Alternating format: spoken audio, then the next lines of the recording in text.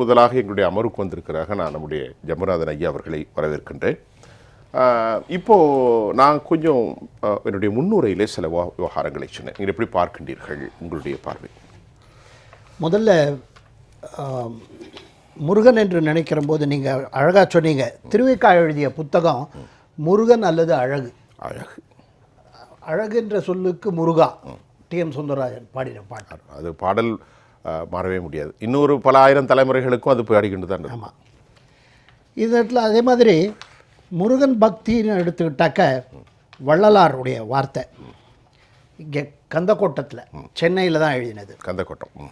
ஒருமையுடனும் நினது மலரடி நினைக்கின்ற உத்தமர்தம் உறவு வேண்டும், உள்ளொன்று வைத்து புறமொன்று பேசுவார் உறவு கலமாமை வேண்டும். அதோட நிறுத்தலை பொய்மை பேசாதிருக்க வேண்டும். இந்த வார்த்தை யாருக்கு சூட் ஆகுது? அதான் எல்லாம் பார்க்க போகிறோம். நீங்கள் இன்னும் நிறைய இருக்க பேச வேண்டியது. அதே மாதிரி பொய்மை பேசாதிருக்க வேண்டும்னு சொன்ன வள்ளலார், இதெல்லாம் ஒரு ஆன்மீகவாதிக்கு மினிமம் இருக்க வேண்டிய ரிக்குவயர்மெண்ட்டுங்க. பொய்மை பேசாதிருக்க வேண்டும்.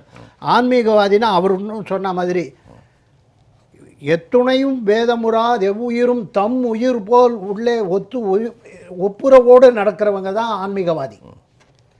அதனால் அரசியலாக ஆன்மீகமானு கேட்டாக்க ஆன்மீகத்துக்கு துளியும் எள்ளளவு கூட சம்பந்தம் இல்லாதது திமுக.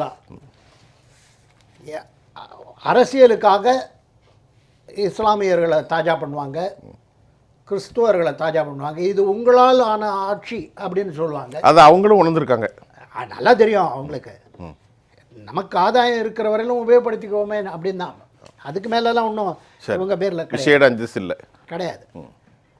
அதே மாதிரி பூம்புகார் படத்தில் கேபி சுந்தராம்பாள் எதுக்காக சொல்கிறேன்னாக்க, கடவுள் காப்பாற்றவில்லை, கவுந்தி அடிகளாக நடித்தாங்க கேபி சுந்தராம்பாள். ஆமாம் ஆமாம். இவர் கருணாநிதி பாட்டு எழுதினார். கடவுள் கோவலனை காப்பாற்ற வரவில்லையே அப்படின்னு சொல்லி பாடுறாங்க. அந்த பாட்டெல்லாம் பாட முடியாது, மாற்றணும் அப்படின்னு நின்னாங்க உறுதியாக. அதுதாங்க courage of conviction. KB Sundarambal. அதே மாதிரி சமண துறவி நீங்கள் பால் நேற்றியோட வரணுன்னாங்க. அதெல்லாம் முடியாது. சந்தனத்தை ஒரு திலகம் மாதிரி இட்டுட்டு வந்தாங்க. அதுதாங்க கொள்கையில் உறுதி, ரியல் பக்திமான் தான். ஆனால் இங்கே பங்கு போட்டுருக்காங்களே இந்த மாநாடில் லிஸ்ட் வச்சுருக்கிறேன் யார் யார் அறிஞர்கள் அப்படின்னு. அவங்களெல்லாம் பல பேர், அதில் பல பேர் கருணாநிதியை புகழ்ந்துட்டு மதிப்புக்குரிய முன்னாள் முதல்வரை புகழறவங்க. ஒரு பக்திமானாக இருந்தால் நீங்கள் எப்படி புகழ முடியும்? வாழ்நாள் முழுக்க நீங்கள் சொன்ன மாதிரி இஸ்லாமியருடைய ரம்ஜான் நோன்பு போயிட்டு நாங்கள் ரம்ஜான் நோன்பை கடைபிடிப்போம், ஆனால் ஏகாதசி சஷ்டி அன்று நன்றாக சாப்பிடுவோம். இல்லை, அப்படி ஒரு வார்த்தை உண்டு. கஞ்சியை குடித்து விட்டு பேசும்போது நான் சார்ந்திருக்கிற சமூகத்தில் ஒரு கஞ்சி உண்டு, அந்த கஞ்சிக்கு படக்கஞ்சி என்று பெயர். அது அந்த இடத்துல தேவையில்லா வார்த்தை தரேன். இல்லை, நம்ம அதைத்தான் பேசுகிறோம். இல்லை, அதாவது இது இஸ்லாமியர்கள் கிறிஸ்தவர்கள் அன்றல்ல.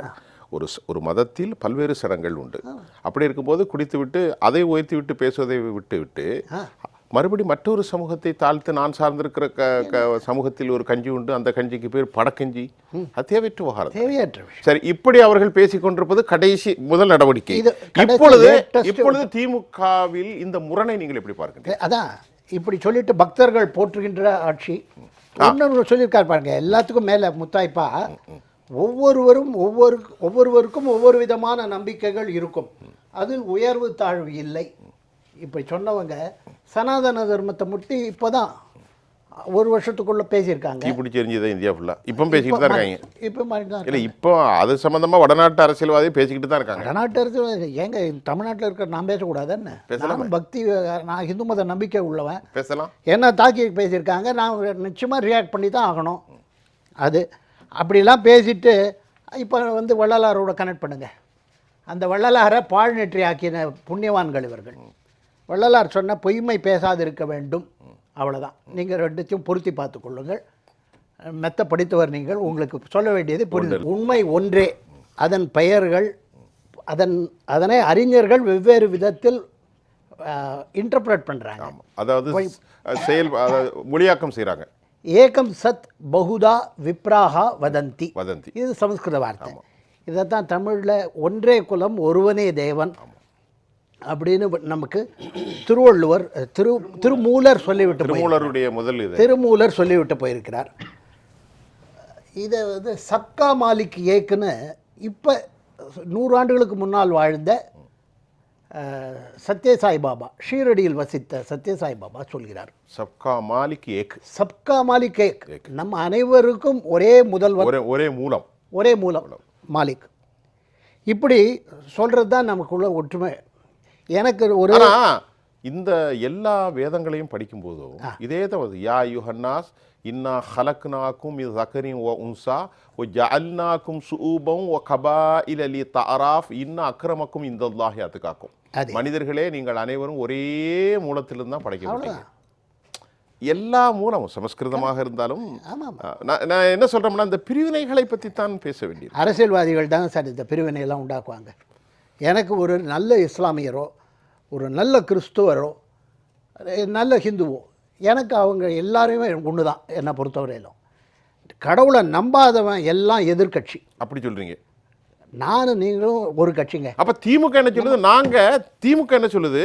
எல்லா நம்பிக்கையும் ஏற்றுக்கொள்வதுதான் திராவிட மாடல். ஆமாமா, எப்போ சொல்றாங்க? இல்ல, இப்பதான் சொல்லியிருக்காரு. இன்னைக்கு அதாவது ஆல் பிலீஃப் அருமையாக இதுதான் வேறு புரட்சி தலைவர் பாட்டில் பாடியிருக்காருங்க.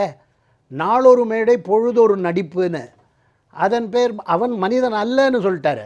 அதனால் அவர்கள் மனித பிறவையே இல்லைங்க, ரொம்ப வசந்தவங்க. விட்டுருங்க, திமுகவை பற்றி பேசாதீங்க. இது திமுக பற்றி தானே பேச போகிறோம். திமுக தானே, நம்ம என்ன பேச, திமுகவை செயல் பாபுவை பற்றி தான் பேசணும். ஆமாம், திமுக அந்த பக்கம் இருந்தபோது என்ன, அதிமுகவில் இருந்தபோது எப்படி பண்ணார், இங்கே இருக்க வந்த உடனே எப்படி மாறிவிட்டார், அதெல்லாம் நிறையா பேசிட்டார். அந்த மாதிரி இருக்குது. இப்போ போகரை பற்றி சொன்னார் இல்லைங்களா? இந்த போகர் வந்து ககன மார்க்கமாகன்னு சொல்லுவாங்க, ஆகாய மார்க்கமாக மெக்கா வரையிலும் சென்றிருக்கிறார். கஸ்பான்னு சொல்லுவீங்க, கரெக்டு தானே? கஸ்பா, காபா, மன்னிக்கும், காபாவில் வந்து தரிசித்திருக்கிறார் அப்படின்னு சொல்கிறாங்க. அந்த போகரோட இது ஒரு கோவில் சின்னமஸ்தான் சாஹிப் பேட்டைன்னு இதுக்கிட்ட இருக்குது. இல்லை, இங்கே விழுப்புரத்துலேருந்து பாண்டிச்சேரி போகிற வழியில் இருக்குது 2வது ரயில்வே ஸ்டாப்பிங். அங்கே வந்து போகரை வந்து முஸ்லீம்களும் வணங்குறாங்க, ஹிந்துக்களும் வணங்குறாங்க. கோவில், சின்ன கோவில், போய் பாருங்கள், அழகாக இருக்கும். அதே மாதிரி மலேசியாவில் பாருங்கள், தைப்பூசத்துக்கு எல்லாரும் கூடியிருக்காங்க. அதனால் அப்போ இவர்கள் பிரிவினை ஏற்படுத்துகிறாருங்கிறீங்களா? பிரிவினை ஏற்படுத்துவதே இவர்களுடைய வேலை. பிரிவினை தான். ஆமாம், இவர் சொன்னார். அப்ப மைய அரசை பார்த்துட்டு நீங்கள் இஸ்லாமியர்களுக்கு எதிராக பேசுறீங்களா, மத அரசியல் பேசுறீங்கிறீங்க. இங்க பார்த்தா ஒரு வார்த்தை சொல்றாங்க, ஐயா கருவறைக்குள் மனிதர்களுக்கிடையே பாகுபாடு காட்டாத சமத்துவம் வேண்டும். நேற்று பேசியிருக்காரு. முதல்ல அறிவாலயத்தில், அதுக்கெல்லாம் நீங்க தான் பதில் சொல்லுங்க. அறிவாலயத்தில் பிளாஸ்டிக் சேர்லாம் எடுத்துட்டு எல்லாருக்கும் ஒரே மாதிரி சேர் போட சொல்லுங்க சார். அப்படியே அப்புறம் பேசலாம். ஒரு சில பேர் பிளாஸ்டிக் சேர்ல வேலை இருக்கோ, இப்படி ஒரு கதை இருக்கோ இருக்க, ஃபோட்டோட எடுத்து போட்டிருக்காங்களே. அசைவமே அறிவாலய அந்த கல்யாண மண்டபத்தில் அசைவமே சமைக்க முடியாது, அந்த அளவுக்கு கட்டுப்பாடு. அசைவம் நீங்கள் கேட்டு பாருங்களேன், உங்கள் வீட்டு கல்யாணம் நடத்தணும் அறிவாலய மண்டபத்தில் அப்படின்னு சொன்னால் புது புது கதை. ஆமாம், அறிவாலய மண்டபத்தில் அசைவமே சமைக்க முடியாது. எதனால? ஆமாம், அப்படிதான், அது கட்டுப்பாடு. அதுதான் எதனாலன்னு அவங்க தான் சொல்லணும், நீங்கள் தான் சொல்லணும். அது அந்த மாதிரி தான், அது சைவம் தான் சமைக்க முடியும். அங்கே ஒரு பிராமணால சொன்னா அதுல நம்பிக்கை இருக்கு அப்படின்னு அறிவாலயம் அதுக்கு எதிராக நாளைக்கு நீங்க ஃபோன் பண்ணி கரெக்டா. ஆமா, கரெக்டா.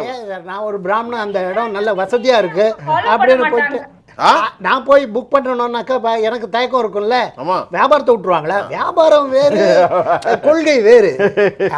அப்படி புரிஞ்சுக்கிடுவாரு. இவ்வளவு வருஷமா அரசியல் பேசுறீங்க, இதை தெரியல உங்களுக்கு? சமத்துவம் ஒண்ணு, நாங்க திமுக நிர்வாகத்துல சமத்துவம் கிடையாது, தான் குடும்பம் மட்டும் தான் இருக்கணும். ஆமா ஆமா, அதாவது சமத்துவம் கொண்டு வரணும். அதேதான், சனாதன தர்மத்தை கடைபிடிக்கிற ஒரே குரூப்பு திமுக தான். வாரிசு அரசியலை என்னைக்கு கை விட்டுட்டீங்கன்னு சொல்லுங்க சார். மாநில செயலாளர், மாவட்ட செயலாளர் அவர் தான் மந்திரி ஆவார், அவருடைய மகன் தான் அடுத்தபடி எம்பி ஆவார், எம்எல்ஏ ஆவார். நேற்றுக்கு புது இண்டக்ஷன் யார் தெரியுமா? ராஜகண்ணப்பனுடைய மகன் சதீஷ் ஏதோ பேர். அவர் வந்து இது மாநில சரி. மருத்துவ அணியினுடைய துணை பொதுச் செயலாளராக இருக்கார். சரி.